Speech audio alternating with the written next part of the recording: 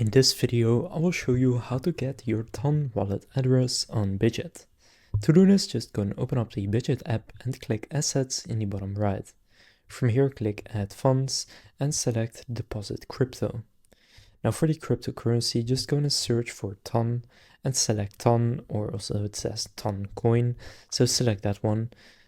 And now I will need to verify, but here you can basically then choose a network that you want to use to deposit the TON. So you can also just use the TON network and then you will get your wallet address, which you can then copy from there. Now, if you want to do it on Bitget Wallet, that's also possible. Then just open up your Bitget Wallet and then from here click Deposit. And then click Receive Crypto Assets and also select TON right here. And then here you will also get your TON wallet address, but then for Bitget Wallet. So that's how to get your TON wallet address on Bitget. If this video was helpful, please consider leaving a like and subscribing to my channel. With that being said, I will see you in the next video.